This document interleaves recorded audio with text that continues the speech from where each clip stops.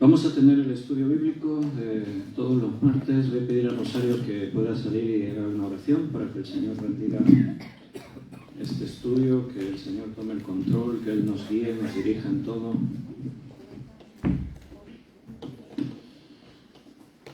Sí, Señor, aquí estamos en tu presencia, Señor, esperando que tú en esta tarde nos hables, Señor, nos enseñes de tu palabra, Señor, que nuestro corazón esté dispuesto, Señor, para escucharte, nuestros oídos atentos, y Señor, que seas tú el que con tu Espíritu Santo y Señor, llene este lugar, y que nuestro pastor, el Espíritu, hable por su boca, Señor, y aprendamos cosas grandes y profundas que hay en ella, y esas perlas, esos tesoros, Señor, que tú guardas ahí en esa palabra viva y eficaz.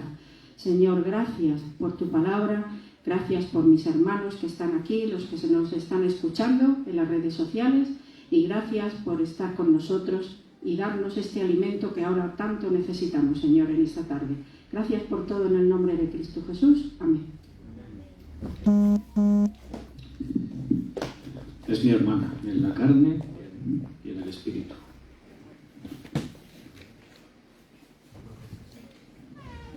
¿En qué capítulo estamos, de Hechos? 26, dice Tamara, dudando, pero... Tamara, ¿por qué dudaste? 26, sí, ese es 26. Estamos en el capítulo 26, nos hemos detenido ahí en el versículo 19 al 23, porque nos surgieron ahí unos temas que nos han entretenido y estamos viendo pues lo que la palabra dice, a donde el Señor nos guía. Dijimos que en estos versículos, cuando Pablo está haciendo defensa del Evangelio, no se está defendiendo así, está dando testimonio de lo que él era y de lo que Cristo ha hecho con su vida. Él está explicando el cambio que se produjo en su interior. Y ha contado pues lo que le ocurrió cuando iba por el camino hacia Damasco, y allí el Señor se le apareció. Él iba con autoridad del sumo sacerdote para perseguir cristianos en Damasco. Y ya llegando a Damasco se le apareció el Señor Jesucristo y su vida cambió para siempre. Cuando Cristo sale al encuentro de nuestro camino, nuestra vida cambia. Cristo saldría al encuentro de la vida de todos, porque dice la palabra que no quiere que nadie se pierda, sino que todos procedan al arrepentimiento, pero no todo el mundo está dispuesto a escuchar al Señor. Pero los que estamos aquí, los que nos conectan por internet, pues creo que casi todos tuvimos ese encuentro con Jesús en algún momento de nuestra vida. Entonces, recordando lo que dice aquí en el versículo 19 de Hechos 26, por lo cual, oh rey Agripa, no fui rebelde a la visión celestial, sino que anuncié primeramente a los que están en Damasco y Jerusalén y por toda la tierra de Judea y a los gentiles que se arrepintiesen y se convirtiesen a Dios, haciendo obras dignas de arrepentimiento. Ahí nos habíamos detenido en este versículo 20. Fíjate lo que dice, sino que anuncié primeramente a los que están en Damasco. O sea, él iba a Damasco a perseguir cristianos y terminó predicando a Cristo en Damasco. Nada más convertirse. Y toda su vida pues se va a caracterizar por eso. Dijimos que en este versículo 20 está el resumen del mensaje de Pablo que él siempre predicaba. Primero, una llamada al arrepentimiento, que se arrepintiesen. En segundo lugar, una llamada a volvernos a Dios, convertirse, dice, y que se conviertan. Y en tercer lugar, pues una vida de acorde con el arrepentimiento. Si te has arrepentido, entonces ahora tus obras deben ser dignas de ese arrepentimiento. Y ahí nos quedamos detenidos, hablando de los frutos, por sus frutos los conoceréis. Estuvimos contemplando pues esa idea. A veces nos confundimos a la hora de tratar de comprender qué significa eso de los frutos. Ya dijimos, estoy retomando algunas ideas para conectar con lo que vamos a ver hoy. Estuvimos diciendo que a veces lo que nosotros suponemos que son frutos no son frutos. Frutos no es que uno tenga un lenguaje así muy gloria a Dios, aleluya, eso lo puede hacer cualquiera. Frutos no son el tener una apariencia, ni siquiera son los números, si una iglesia es más grande o es más pequeña. Los frutos tienen que ver con la actitud de cada uno.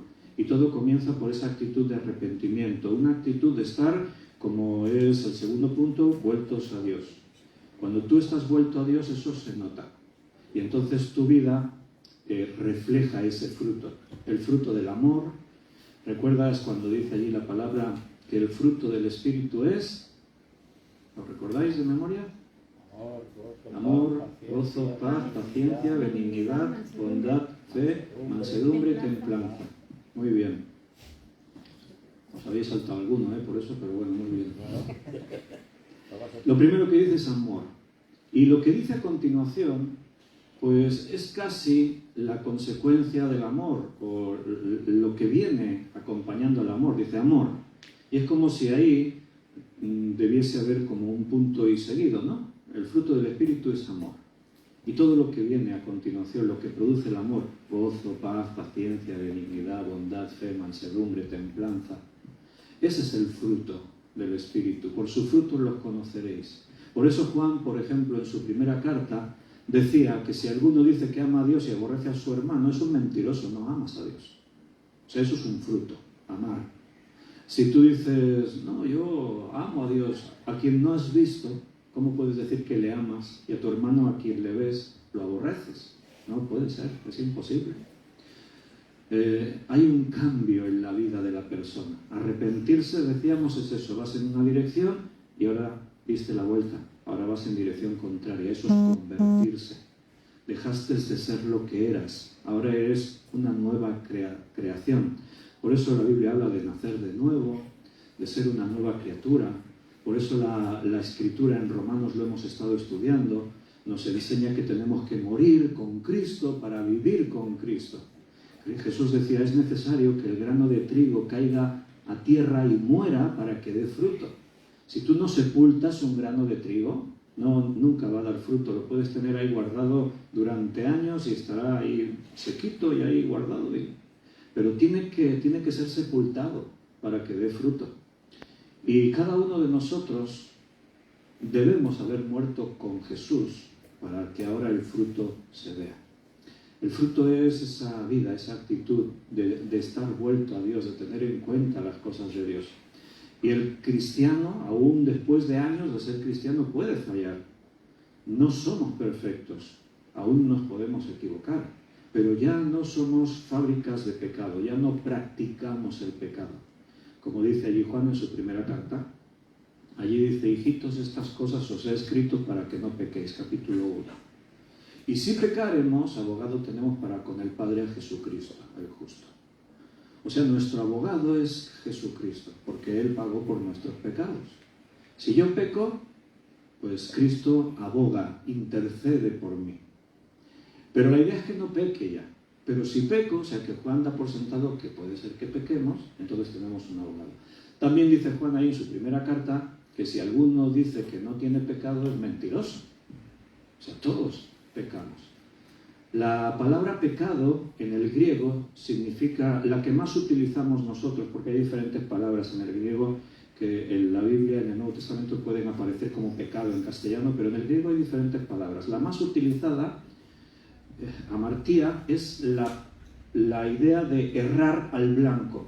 O sea, cuando el que está con el arco y lanza la flecha, si no da justo en la diana en el centro, aunque se desvíe un poco, ha errado al blanco. Eso es pecado.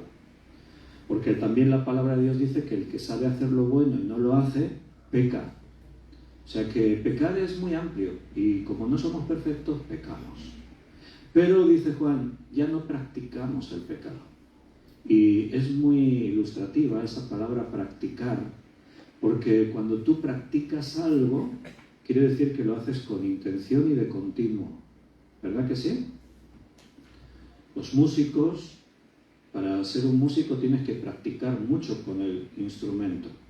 Si tú dices, yo soy músico y toco la guitarra, y dices, sí, ¿para cuánto la tocas? Pues una vez al año. Eso no es practicar. Yo practico atletismo, ¿y cada cuánto lo practicas? Pues una vez cada 6 meses. Eso no es practicar. Practicar es que estás ahí de continuo haciendo algo y pones empeño y pones intención y te esfuerzas. Por eso el cristiano ya no practica el pecado. Nosotros ya no estamos en esa actitud, hemos muerto al pecado.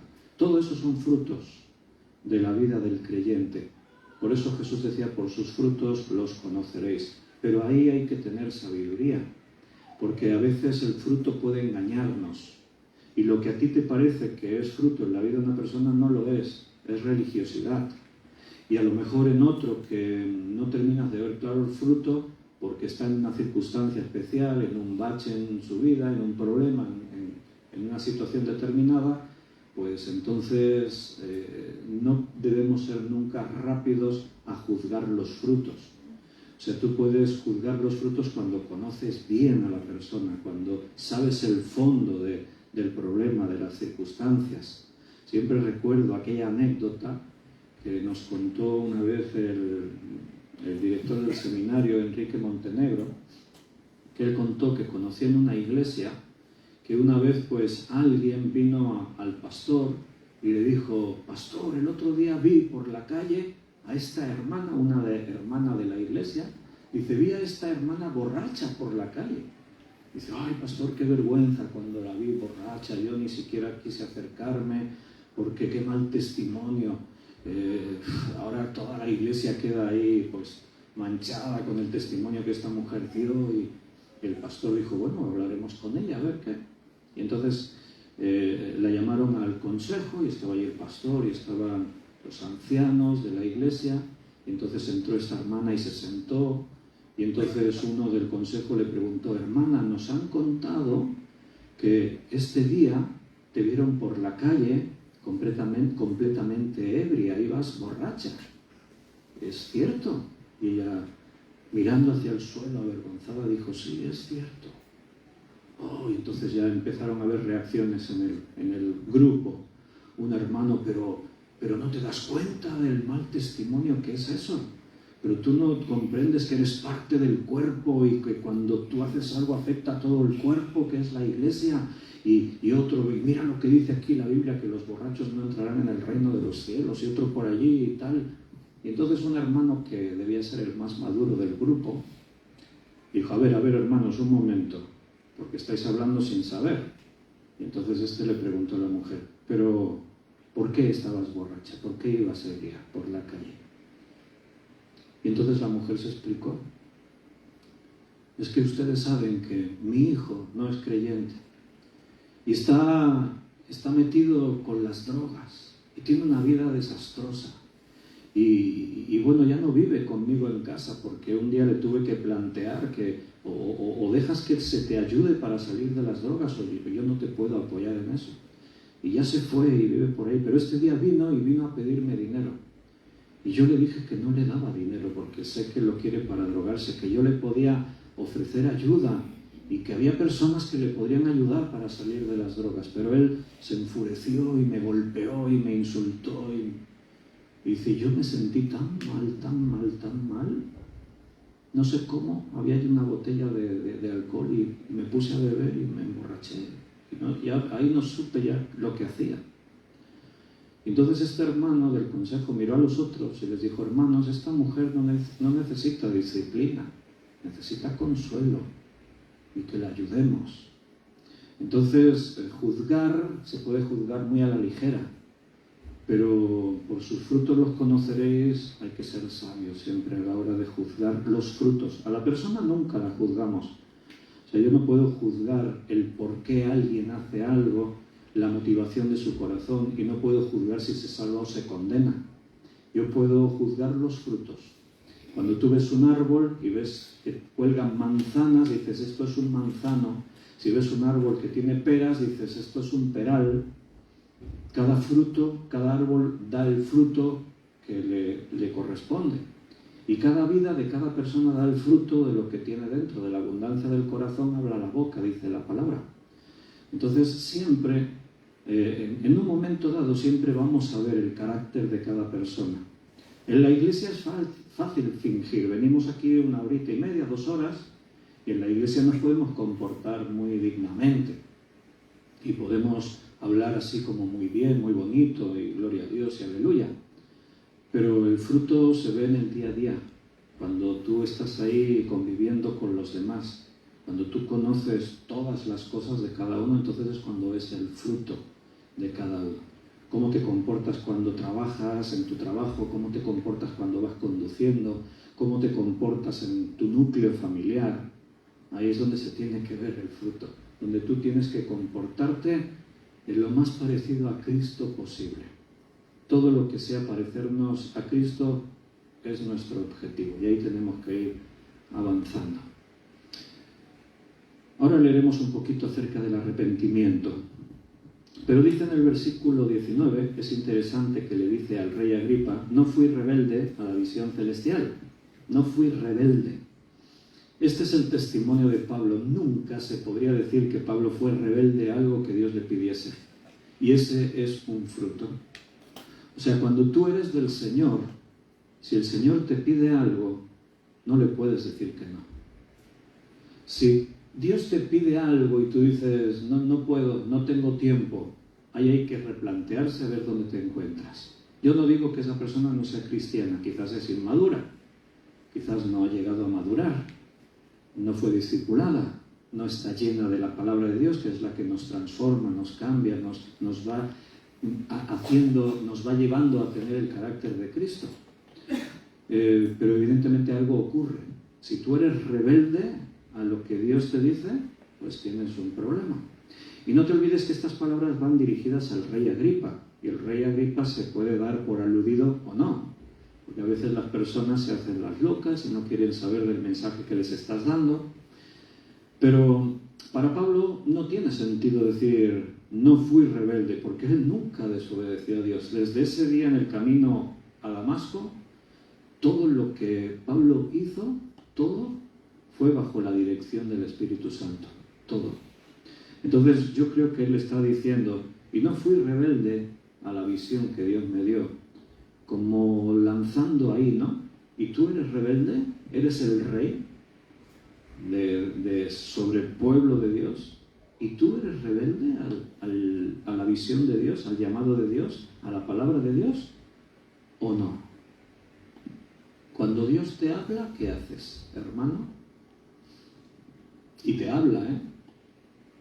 No, yo nunca he oído la voz de Dios. Sí que la has oído. La estamos leyendo, la estás escuchando. Esto es la palabra de Dios. Así le llamamos a la Biblia, palabra de Dios. Toda la Escritura es inspirada por Dios, dice Pablo en 2 de Timoteo 3:16. Entonces, cuando leemos la palabra, cuando enseñamos la palabra, la predicamos, Dios te está hablando. Y la pregunta es, ¿qué haces con la palabra que Dios te da? Cuando te habla Dios, ¿qué haces? Puedes decir como Pablo, y no fui rebelde a lo que Dios me dijo, o a veces hay rebelión. La palabra rebelde en el griego es apeitzes. Esa palabra griega, apeitzes, significa ser desobediente, significa contumaz, rebelde. Y Pablo recibió la palabra de Dios como la máxima autoridad en su vida, así que todo lo que Dios le decía, él lo cumplía. Y en el versículo 20 hemos leído que dice, sino que anuncié en Damasco, en Jerusalén. No menciona Arabia, que allí fue uno de los primeros lugares que él predica, en Arabia, pero recuerda que él está hablando sobre todo a los judíos, y los judíos son muy numerosos y conocen muy bien Jerusalén por descontado, pero también Damasco. O sea que él menciona donde había más judíos y por lo tanto donde había más odio por los cristianos. Y yo prediqué en estos lugares, prediqué en Damasco, prediqué en Jerusalén. Y los judíos que están aquí escuchando pues lo saben que él ha predicado a Cristo en todos estos lugares. Vamos a hablar un poquito del arrepentimiento, que es el centro de la predicación de Pablo y de Jesús y de Juan el Bautista y de los profetas, porque esa es la esencia de la predicación del Evangelio. Arrepiéntete. Partimos de ahí. Si no hablamos de arrepentimiento, todo lo demás que digamos ya no tiene sentido. O sea, el mensaje ya parte de este llamado. Y lo vamos a comprobar en la Escritura. Por ejemplo, nos vamos a Lucas primero, capítulo 3. Versículo del 7 al 8.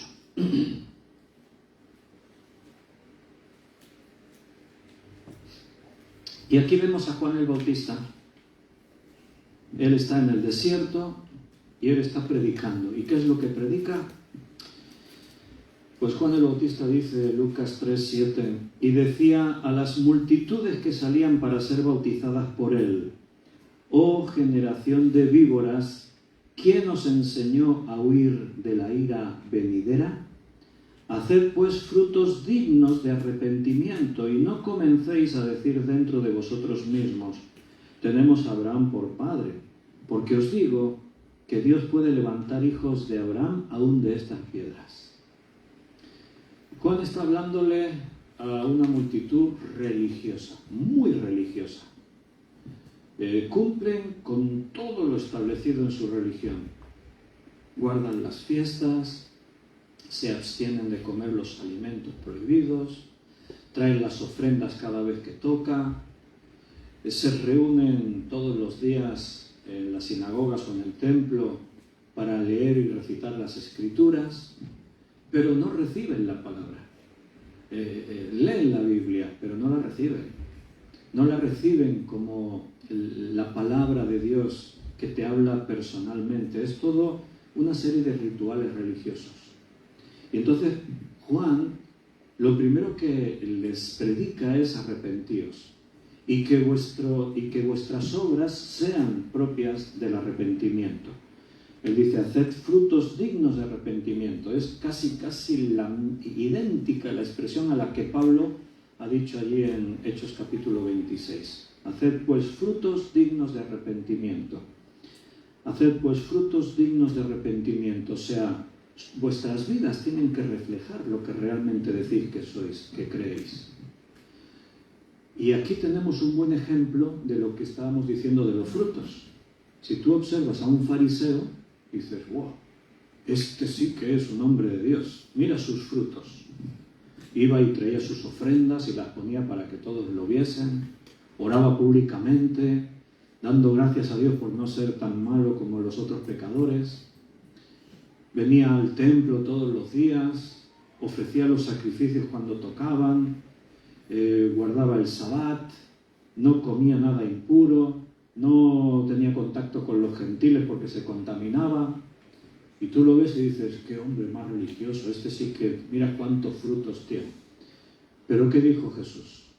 ¿Sois como sepulcros? ¿Cómo es un sepulcro? Tú vas aquí al cementerio y ves ahí las tumbas donde están ahí los cadáveres metidos dentro, los cuerpos, y por fuera están bien blanquitos, los han pintado, están adornados, tienen flores, hay placas, a veces ahí de mármol y esto, y tú ves ahí el cementerio y dices, está todo ahí bien bonito. Pero ¿y lo que no se ve?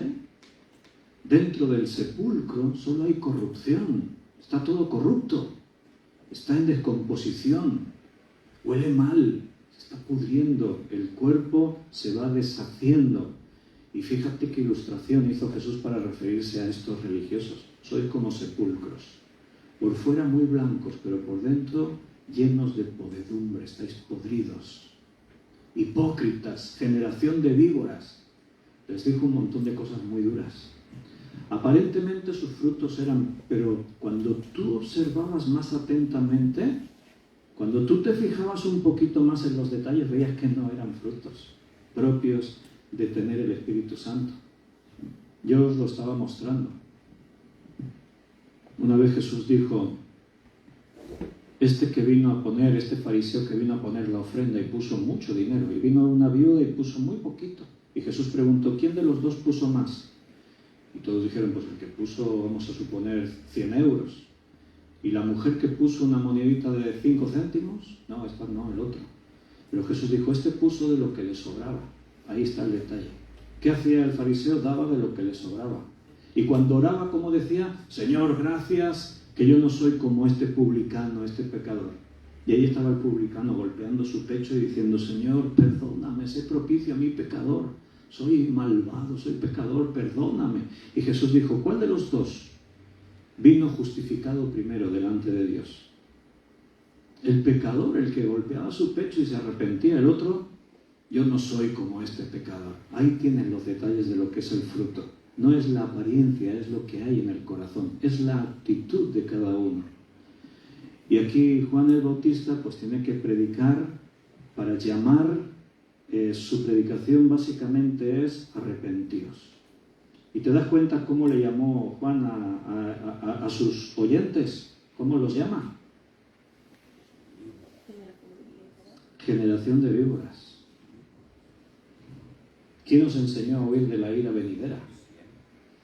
Yo nunca he predicado así, que me he puesto en el púlpito y os he llamado víboras, serpientes, y sepulcros. Nunca he hecho eso. Te quedas solo. Te quedas solo, dice el Padre. O no, a lo mejor viene más gente. Si damos espectáculo, igual vienen más. Pero Jesús predicaba así, Juan el Bautista predicaba así. Jesús una vez les llamó hijos de Satanás a los que estaban allí escuchándole. Y los otros se ofendieron. Hombre, claro que no, como para no ofenderse. Vosotros sois hijos de vuestro padre el diablo. Y dijeron: ¿qué? Nosotros somos hijos de Abraham. Pero Jesús tenía el argumento: si fueseis hijos de Abraham, las obras de Abraham haríais. Pero vuestras obras son las del diablo. Frutos. O sea, ellos mostraban sus frutos: codicia, egoísmo, hipocresía, falta de amor. Todo eso son los frutos de las tinieblas. Y lo contrario son los frutos del Espíritu Santo, de los que son hijos de Dios. Amor. El amor todo lo puede, todo lo cree, todo lo soporta, nunca deja de ser. El amor es la cumbre de lo que tiene que ser nuestra vida, porque Dios es amor. Y nosotros tenemos que reflejar ese amor. Juan bautizaba en el desierto, aquí lo dice, y decía a las multitudes que salían para ser bautizadas por él. El bautismo de Juan era bautismo de arrepentimiento. No era bautismo cristiano. Era el bautismo para arrepentimiento. Bautismos en la Biblia se mencionan varios, pero ahora en la Iglesia y como cristianos practicamos uno, que es el bautismo que viene a continuación de creer por la conversión. A propósito, en septiembre, seguramente el segundo sábado de septiembre, vamos a celebrar bautismos, porque Daniel es uno de los que se quiere bautizar. Y lo digo para que lo tengáis todos en cuenta, y si creéis que alguien está preparado o quiere bautizarse, que me lo haga saber. Los que estáis en contacto con la escuela dominical, con los más jovencitos, padres, en fin, cualquiera que no se bautizó y cree en Jesucristo como su Salvador personal, puede bautizarse. Entonces, si alguien está ahí y si tiene alguna duda, igualmente me lo puede decir, porque los que son candidatos para bautizarse van a hacer o están haciendo un cuaderno que son 30 pasos hacia la madurez cristiana y son los pasos más básicos para cualquier persona que se supone que ha creído y que quiere seguir avanzando en su vida. Y el primer paso después de creer es bautizarse. Aquí mismo en Hechos ya lo estuvimos viendo en el capítulo 2, cuando Pedro predica, su predicación es: arrepentíos, creed y bautizaros. Y siempre vemos que en la Escritura van seguidas las dos cosas: creer y bautizarse, creer y bautizarse. En el Nuevo Testamento ocurría instantáneamente. Con el tiempo y en la Iglesia nos hemos vuelto más prácticos y antes de bautizar a alguien, pues queremos que esté seguro de que se quiere bautizar. No es lo más bíblico, pero bueno, al final la intención creo que cuenta y cuando uno dice: sí, yo quiero bautizarme, pues adelante. Hoy no está Benito, que está en Extremadura con la familia de vacaciones. Está viéndolo, ¿no? Pero Benito, él es vasco y se bautizó, creo que era en enero, allí en un río en el País Vasco. Hacía frío, pero los vascos son así. Bueno, y los mexicanos. Isabel se bautizó en diciembre, ¿fue? En diciembre, también allí en la playa, en el mar. Pero bueno, en México no hace tanto frío como en el País Vasco en invierno, pero también hacía frío. Entonces, el bautismo es una consecuencia de creer. Yo he creído, quiero bautizarme. Entonces, pues, tenedlo en cuenta y me decís, para que los que piensen, pues quizás sí yo me debería bautizar, aunque no lo tenga claro, me decís, y el cuaderno puedes empezar a hacer el estudio. Y va acompañado de unos audios cortitos, y cada lección es cortita, es como 15, 20 minutos, el audio también es cortito, y así tenéis un discipulado, una preparación. Bautismo de arrepentimiento. Nuestro bautismo es para dar testimonio de que he creído. Bautizar significa meter dentro de. Si es bautismo en agua, es meterte dentro del agua. Si es bautismo, porque la Biblia habla, por ejemplo, bautismo de sufrimiento. Si es bautismo de sufrimiento, es que te metes dentro del sufrimiento, ya estás sufriendo. La Biblia habla de diferentes bautismos. Y bautismo en agua es eso, ser sumergido en el agua. Y el símbolo del bautismo cristiano es morir con Cristo. Es como que las aguas te cubren, eres sepultado. Igual que Cristo murió y fue sepultado. Pero normalmente al bautizar a alguien no lo dejas bajo el agua, lo vuelves a sacar fuera. Al sacarlo, es símbolo de que resucita. Fuiste sepultado con Cristo y resucitaste.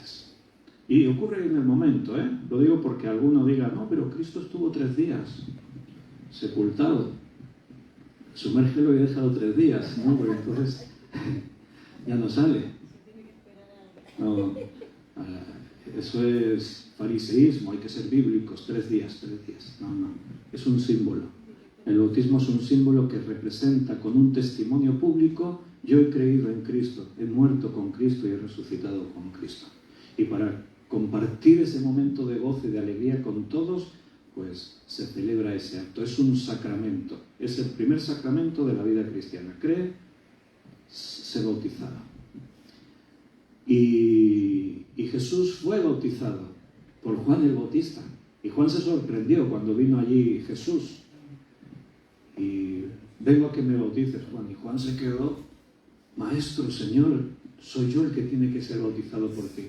Si hay alguien aquí que se tiene que arrepentir de algo, soy yo. Tú no tienes nada de qué arrepentirte. Pero Jesús dijo algo que era propio de su carácter. No, pero debes bautizarme para ejemplo. O sea, Cristo no tenía problema de rebajarse, de dar ejemplo a los demás. Él dijo, no he venido para ser servido, sino para servir y dar mi vida en rescate de muchos.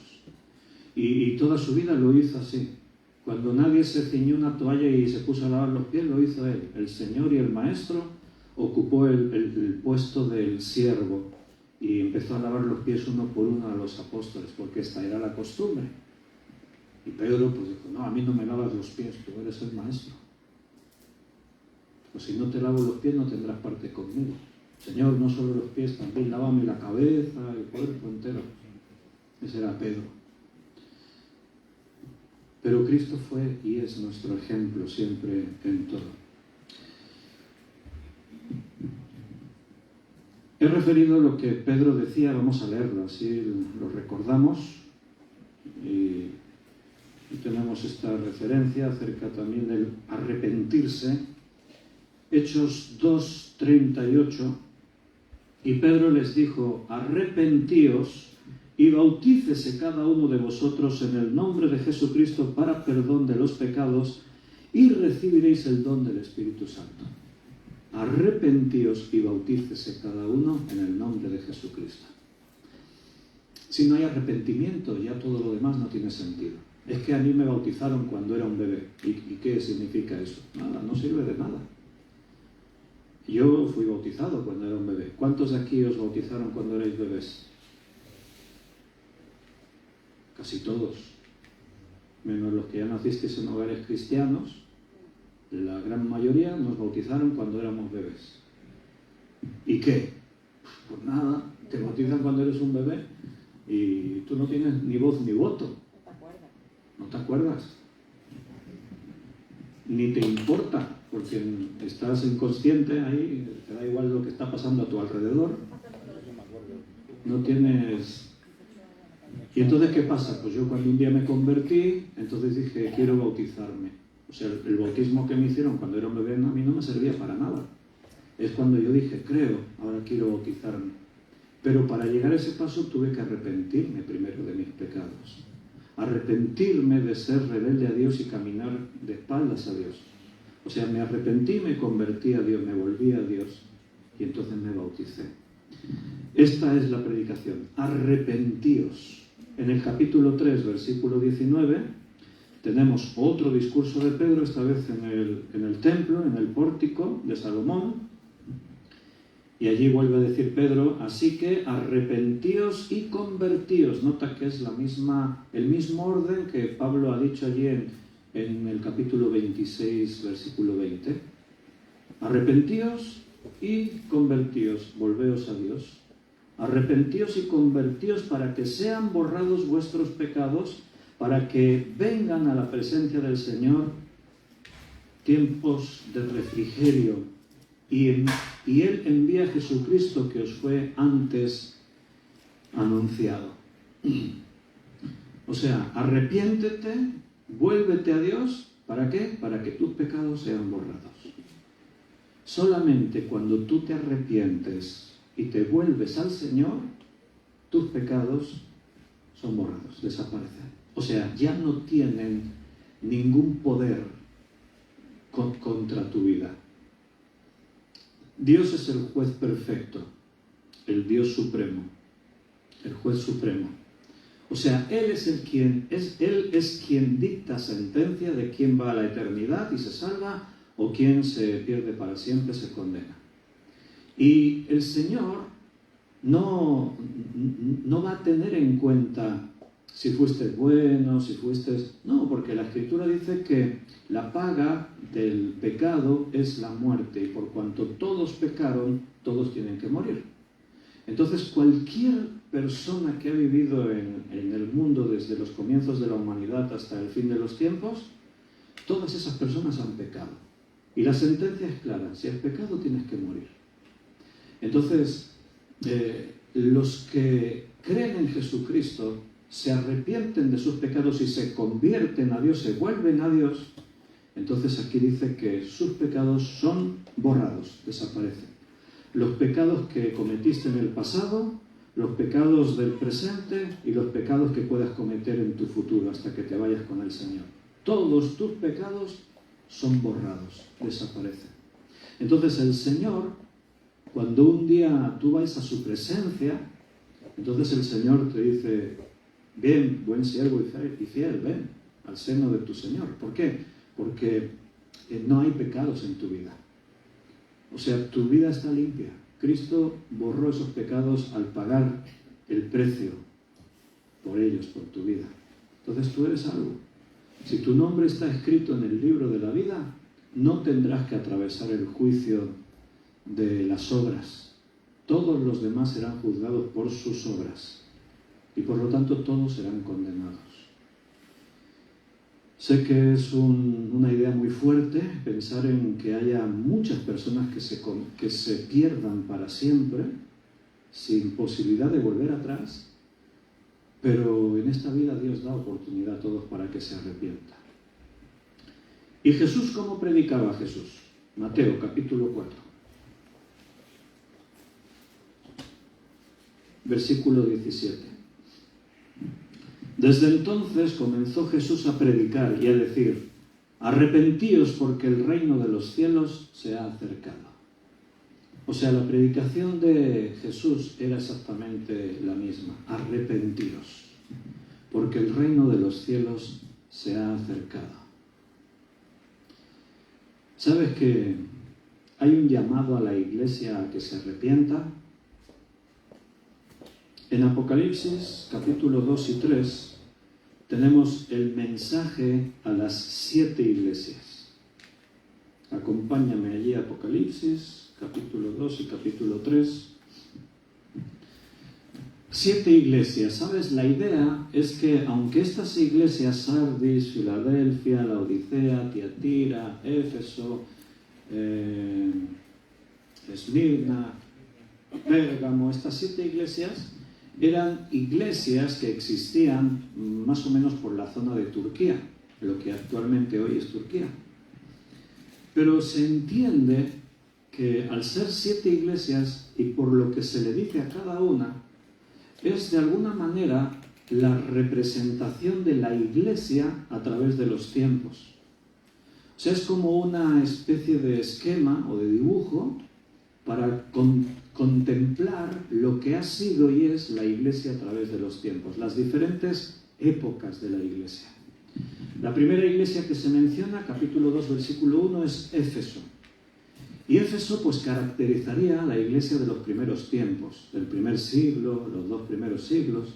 Es una iglesia que tiene muchas ganas de servir, que se entrega al Señor de lleno, que no soporta a esa hipocresía religiosa, pero también es una iglesia que rápidamente va a ir perdiendo ese amor, ese primer amor. Y ahí es donde el Señor le llama a que se arrepienta. Mira, Apocalipsis 2:5, a la iglesia de Éfeso. Recuerda, por tanto, de dónde has caído y arrepiéntete. Y haz las primeras obras, pues si no vendré pronto a ti y quitaré tu candelero de su lugar si no te hubieses arrepentido. El arrepentimiento es para los que no creen y para los que creen también. Nosotros debemos practicar el arrepentimiento. Ya lo hicimos cuando creímos en el Señor. Pero aquí, si te das cuenta, el llamado a arrepentirse tiene que ver con un cambio de actitud. Porque como cristianos, ya arrepentidos y salvos, convertidos, de pronto puede ser que nos relajemos y retrocedamos. Y entonces cuando el Señor te dice, acuérdate de dónde has caído, mira dónde te encuentras, reflexiona, ¿estás realmente viviendo una vida ordenada? ¿Eres realmente obediente a mi palabra? Y entonces cuando tú te das cuenta que estás mal, que algo falla, tienes que arrepentirse. Y recuerda, arrepentirse y convertirse es dar vuelta a Dios, es cambiar la actitud. A la iglesia de Éfeso el Señor le llama a que se arrepienta. A la iglesia de Pérgamo le llama a que se arrepienta. Versículo 16. Por tanto, arrepiéntete, porque, pues si no, vendré a ti pronto y pelearé contra ellos con la espada de mi boca. Y hay un contraste, porque la iglesia de Éfeso es una iglesia apasionada, fiel, que tiene ganas de servir, que no soporta la mentira. Y en cambio la iglesia de Pérgamo es una iglesia que ya está bastante torcida. Dice en el versículo 13, yo conozco tus obras y sé dónde moras, donde está el trono de Satanás. O sea, en la iglesia de Pérgamo, la iglesia en general se caracterizaba por estar metidos en, dice ahí en el versículo 14, tienes la doctrina de Balaam, en que enseñaba a Balac a poner tropiezo ante los hijos de Israel, a comer de lo sacrificado a los ídolos, a cometer fornicación. Pérgamo es esa iglesia que después de los primeros siglos, Éfeso es la iglesia del primer tiempo, Esmirna es la iglesia que sufre la persecución durante un tiempo, y Pérgamo es esa iglesia que de pronto empieza a introducir dentro de la iglesia pecado, idolatría, comienzan a dejar de leer la Biblia, a buscar la voluntad de Dios, y ahí es donde el Señor les llama, arrepiéntete. Dice, pero retienes mi nombre y no has negado mi fe, ni aun en los días de Antipas, mi testigo fiel. En todas estas iglesias, en casi todas, siempre Dios tenía su remanente. Quiero que notes, por un lado, se le llama iglesia, nombre genérico, refiriéndose a todos los que están ahí. Pero no todos los que están ahí son verdaderos creyentes. Pero tienes unos pocos dentro de ti que aún retienen mi palabra, dice en otra de las iglesias. Entonces, una cosa es llamar a la iglesia, pero no todos los que están en la iglesia son verdaderos creyentes. A Pérgamo le llama arrepiéntete. A Sardis, capítulo 3, le llama que se arrepienta, versículo 3. Acuérdate pues de lo que has recibido y oído y guárdalo y arrepiéntete. Pues si no velas, vendré sobre ti como ladrón y no sabrás a qué hora vendré sobre ti. Arrepiéntete, también le dice a Sardis. Y la Odisea, que es la séptima, también el Señor la llama a que se arrepienta. Y probablemente, si esto es así, cada una de esas 7 iglesias representan, aparte de que eran iglesias geográficamente identificadas en su tiempo, aparte de eso, si están representando la historia de la iglesia en sus diferentes momentos, la iglesia de la Odisea sería la iglesia del último tiempo. Y si nosotros vivimos los últimos tiempos, pues esta iglesia es la que nos tocó vivir. Es la característica de esta iglesia que nos tocó vivir, una iglesia que ha dejado a Jesucristo fuera. Curioso, ¿no? Lo vamos a leer desde el versículo 14 hasta el 22, pero vamos a ver que se le llama al arrepentimiento en el 19, pero para ver el carácter de esta iglesia de los últimos tiempos. A ver si te suena de la iglesia que vivimos hoy en día. Hablamos en general, ¿eh? Siempre Dios tiene su remanente, hay verdaderos creyentes, pero así lo que más se ve, lo más vistoso en la iglesia. Y escribe al ángel de la iglesia en la Odisea: He aquí el amén, el testigo fiel y verdadero, el principio de la creación de Dios dice esto: Yo conozco tus obras, que ni eres frío ni caliente. Ojalá fueses frío o caliente, pero por cuanto eres tibio y no frío ni caliente, te vomitaré de mi boca. Porque tú dices: yo soy rico y me he enriquecido, y de ninguna cosa tengo necesidad. Y no sabes que tú eres un desventurado, miserable, pobre, ciego y desnudo. Por tanto, yo te aconsejo que de mí compres oro refinado en fuego, para que seas rico, y vestiduras blancas para vestirte, y que no se descubra la vergüenza de tu desnudez, y unge tus ojos con colirio para que veas. Yo reprendo y castigo a todos los que amo. Sé pues celoso y arrepiéntete. He aquí yo estoy a la puerta y llamo. Si alguno oye mi voz y abre la puerta, entraré a él, cenaré con él y él conmigo. Al que venciere le daré que se siente conmigo en mi trono, así como yo he vencido y me he sentado con mi Padre en su trono. El que tiene oído oiga lo que el Espíritu dice a las iglesias.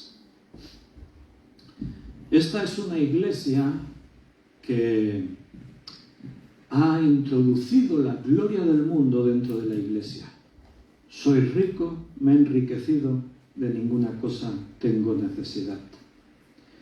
Yo he escuchado a algunos líderes de alabanza, he escuchado a algunos pastores decir algo así como: en nuestra iglesia no tenemos nada que envidiarle al mundo. Aquí tenemos toda la gloria del mundo, está aquí. Tenemos los mejores músicos, el mejor equipo de iluminación y de sonido, la decoración es la mejor que tenemos el mejor teatro, no tenemos nada que enviar a los de Broadway. Tenemos la gloria del mundo ahí. Si tú presumes de eso en tu iglesia, eres la iglesia de la Odisea. Porque si tenemos que presumir de algo aquí somos gente que nos hemos humillado ante Dios. Somos pequeños. Lo que somos es por la misericordia de Dios. Es lo que Dios ha hecho en nuestras vidas. Pero no queremos brillar nosotros, queremos que brille Cristo en nosotros. Juan decía, Juan el Bautista: es necesario que yo mengüe y que Él crezca. Cristo tiene que ser grande, nosotros solamente somos vasos de barro. La gloria es lo que Dios ha puesto en nuestra vida, no nosotros. Y cuando tenemos esa capacidad de humillarnos, entonces estamos donde Dios quiere que estemos. Pero cuando nos lo creemos, y es muy interesante, ahora no voy a hacer un estudio así detallado de esta iglesia, pero es muy interesante porque la Odisea tenía algunas características. Una característica en la Odisea es que se conocía una lana que era de color negro, porque criaban unas ovejas que daban lana negra, y era muy preciada esa lana. Todo lo más raro pues siempre es como se le valora como más, ¿no? Pero esta lana también era muy suave, o sea que era una lana así como muy preciada. Y por eso entiendes estas indirectas que Cristo le dice, ¿no? Porque le dice, yo te aconsejo que uses vestiduras blancas para vestirte. Seguro que a la iglesia de la Odisea iban los hermanos con sus ropas de lana negra. Ahí. Tenemos la excelencia del mundo, iban ahí bien vestidos. Te aconsejo que te pongas vestiduras blancas, pero esto tiene un sentido espiritual, ¿eh? O sea, los que vais vestidos de negro no hay un problema. Yo voy también un poco de oscuro. O sea, le está lanzando dardos indirectas a lo que ellos son. Por ejemplo, en la Odisea se había descubierto una especie de pomada para los ojos, que fue una revolución, es el origen de lo que hoy nosotros llamamos colirio, que bueno, años atrás, y no existía ese tipo de medicamento, ese colirio, pues a veces por una simple infección de ojos y eso la gente se podían quedar ciegos y se podían contraer enfermedades graves. Y fue aquí en la Odisea que se inventó esa especie de pomada que se ponía en los ojos y tenía muy buenos resultados. Y por eso ahí se lanza otra indirecta. Dice, te aconsejo que unjas tus ojos con colirio para que veas, porque estás ciego, no ves, estás ciega, no ves, le dice a la iglesia. O sea, era una iglesia que se cree y vive engañada. Creemos que somos los mejores. Sí, la excelencia, el Señor está con nosotros. Dios me ha ungido. Se presentan como apóstoles, como profetas de Dios y resulta que por dentro están llenos de podredumbre.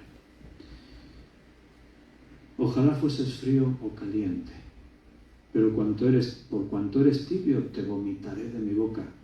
Es la única vez que en la Biblia se utiliza esta expresión el Señor. Y es una expresión muy dura, así como muy, te vomitaré de mi boca. Es desagradable, ¿no? Repulsivo. O sea, está el Señor diciendo que lo que eres me causa repulsión. ¿Qué se entiende por ojalá seas frío o caliente? Todos dirían, hombre, entre frío, tibio y caliente, mejor caliente. Pero si eres tibio, pues mejor que frío, ¿verdad?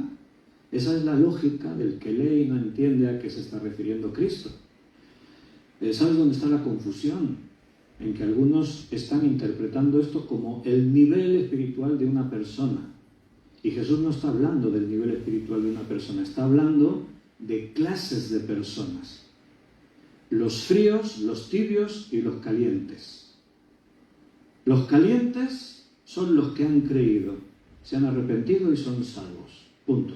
Eres hijo de Dios. Estarás aquí o estarás aquí. Serás muy maduro o estarás inmaduro todavía. Serás ya un maestro o todavía eres un aprendiz. Ya eres un adulto, todavía eres un niño espiritual que necesita leche. Da igual, pero eres caliente, has creído, eres salvo. Punto. El frío, el que no cree. El que nunca dio el paso de decir me arrepiento y creo. Y el tibio es el religioso. Es el fariseo, es el saduceo, es el escriba, es aquel que vive la religión, está cerca del calor, pero nunca llegó a experimentar el calor. No está caliente, está tibio, está ahí, pero ese es el problema, esa es la iglesia de la Odisea. Los religiosos, los falsos creyentes, están ahí y parecen, tienen apariencia, pero no son. Y eso sí es un problema. Por eso dice, es mejor que seas frío. ¿Por qué? Porque el que es frío aún tiene en su mente la posibilidad de un día comprender y decir, es verdad, estoy perdido, soy un pecador, soy despreciable, me arrepiento y creo. El que es caliente, ya está, ya es salvo, no, ya no hay, eso es irreversible, nunca perderás tu salvación. Pero el tibio, como los de la Odisea, está convencido de que él es salvo. Por lo tanto, jamás dará el paso a decir me arrepiento y creo, porque él cree que ya lo es. Y ese es el verdadero problema. Por eso a Jesús le causa tanta repulsión esa religiosidad falsa. Por eso Jesús le llamó hijos del diablo a los fariseos y por eso les llamó sepulcros blanqueados y los confrontó con mucha dureza. A veces tú ves en los evangelios que parece que Cristo iba a provocarles. Pero no era para fastidiarles, era para enseñar algo. Una vez le trajeron a un hombre con la mano seca. Era sábado. A ver si se atreve a sanarlo hoy que es sábado. Jesús podía haber evitado el conflicto y haberle dicho al hombre de la mano seca: ¿cuánto tiempo llevas así? Toda mi vida. Vamos a esperarnos a mañana, domingo, y te sano mañana, y evitamos aquí un conflicto. No, Jesús dijo: se sanó y lo sanó. ¿Por qué? Porque se puede sanar en día de reposo. Sois unos hipócritas. Los judíos, no se puede hacer nada en día de reposo. Y después hacían trampas. O sea, el judío en un día de reposo no podía desplazarse más de, ¿cuánto era? 1 kilómetro, ahora no recuerdo, algo así, 1 kilómetro, algo así, desde su casa. Si no, ya transgredía el día de reposo. Pero también en la ley decía que donde tú tienes tus alimentos, ese es el lugar donde reposas. Entonces el judío tenía en su casa sus alimentos, pero si tenía que viajar, pues el jueves iba y dejaba comida en la casa de un amiguete suyo a 1 kilómetro o 2 kilómetros de allí. Y entonces él se iba allí de viaje y decía: no he transgredido la ley. Sí, dice la ley que el día de reposo no puedo andar tanta distancia, pero también dice que donde tienes alimentos es tu morada. Y yo tengo alimentos ahí. Y así pues puedes ir viajando, tú vas dejando alimentos y hipócritas. O sea, era todo, vamos a hacer la trampa, vamos a moldarnos, que la ley siempre me favorezca a mí. Si tú transgredes la ley, te crucificamos vivo. Pero yo es que hago esto, por lo otro, por no sé qué. Esa es la falsa religiosidad. Y eso es lo que el Señor aborrece. Porque no solo se condenan ellos, arrastran a otros a la condenación. Y eso es un verdadero problema en todos los tiempos, pero especialmente en la iglesia de los últimos tiempos, la Odisea, la iglesia del siglo XXI. Y por eso el Señor lo que tiene que decirle a esta iglesia es: yo reprendo y castigo a todos los que amo, sé pues celoso y arrepiéntete. Y ahí está: he aquí yo estoy a la puerta y llamo. No es un versículo para evangelizar, es un versículo a la iglesia religiosa falsa. Han dejado a Cristo fuera. Y Cristo está llamando a la puerta de la iglesia, porque lo dejaron fuera. He aquí yo estoy a la puerta y llamo. Si alguno oye mi voz, no dice si la iglesia oye, no, si alguno aquí, la misión es a ver si podemos rescatar a alguno, porque esa iglesia está perdida. A ver si alguno está todavía ahí que aún podamos salvarle. Si alguno oye mi voz y abre la puerta, entraré a él y tendré comunión con él, cenaré con él y él conmigo. Siempre ha sido mi gran preocupación que los hermanos sobre los que tengo alguna influencia tengan claro quiénes son y que tengáis claro que habéis creído en Jesucristo como vuestro Salvador personal. Porque tristemente, a lo largo de mis más de 40 años de ser creyente, han sido muchos los casos de personas que parecía que eran creyentes, que me engañaron. Yo lo daba por sentado: este es mi hermano, es creyente y tal, aunque tengo que confesarte que en el fondo siempre algún recelo tuve. Pero no queremos fijarnos en esos recelos. O pensamos: no, bueno, esto son cosas mías. Pero en un momento dado esas personas dejaron los caminos del Señor y ahora viven sus vidas lejos de la iglesia, a veces hasta renegando. No hace mucho en Carrefour nos encontramos con una persona. Y justo cuando lleguemos, esa persona que había sido creyente durante mucho tiempo, que había sido miembro de iglesia, que formaba parte de un grupo de alabanza, justo estaba hablando con otro hermano, un hermano que sí sigue en la iglesia y toda su vida en la iglesia, a pesar de enfermedades y tribulaciones. Pero ahí está. Y estaban hablando y justo llegué yo. Hombre, precisamente los dos habían sido parte del mismo grupo de alabanza. Y los vi, llegué: hombre, ¿qué? Pues vamos a hacer un concierto aquí de este grupo. Y entonces nos pusimos a hablar. Y ya con este yo me encontré más de una vez. Y le dije: ¿y no vas a ninguna iglesia? No. A mí me hicieron daño, salí muy dolido. No, yo no quiero saber nada ya de la iglesia. Y siempre yo le dije, y este día le volví a decir, pero cada vez que le digo, te mira mal, me mira mal. Cuando yo le digo, pero ven un día y nos visitas, y te mira así. Pero aquí nunca le hicimos daño. Aquí, cuando yo hablo con él, no lo juzgo. No le digo, qué malo que eres. Le hablo cordialmente, lo saludo con afecto, le sonrío y recuerdo buenos momentos que vivimos. Así que no tendría nada de malo que yo le dijese, ¿por qué no vienes a visitarnos? Pero tuve su reacción. Y su reacción es la de alguien que no cree. Religioso fue. Ahora no se sabe. Pero cualquiera persona que creyó de verdad en Jesucristo, si en un lugar te hirieron y sufriste y tal, sal. Pero hay muchos otros lugares donde serás bien recibido. Y no solo es que no sufrirás, sino que te apoyarán, te ayudarán, te bendecirán. Entonces no es una excusa, jamás es una excusa. Es que me dijeron, es que me hicieron, es que... No, porque en realidad, ¿a quién estás culpando? Al Señor. Porque ¿quién es el Señor de la iglesia? Jesucristo. Si tienes quejas contra la iglesia le pertenece a Jesús, tus quejas van dirigidas a Él. Terminamos, déjame que te lea 2 versículos rápido. Uno está en 2 de Crónicas 7, para que veas que el centro del mensaje de los profetas era el arrepentimiento. Y en el 2 libro de Crónicas, hemos dicho capítulo 7, leeremos el versículo 14. Y si se humillare mi pueblo, sobre el cual mi nombre es invocado, y oraren y buscaren mi rostro y se convirtieren de sus malos caminos, entonces yo oiré desde los cielos y perdonaré sus pecados y sanaré su tierra.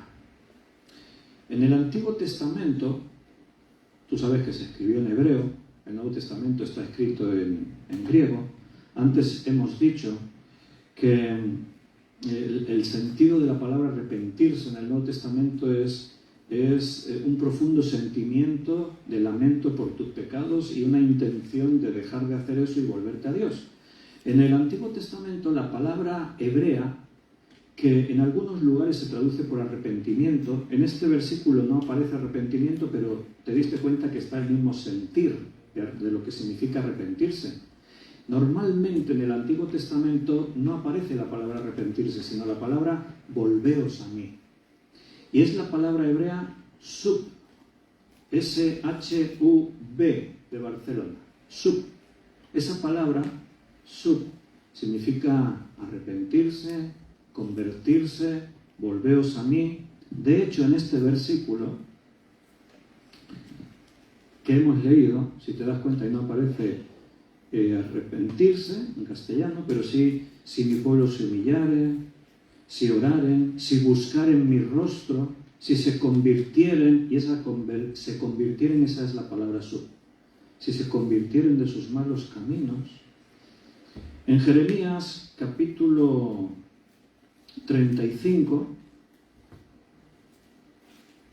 Jeremías 35, 15,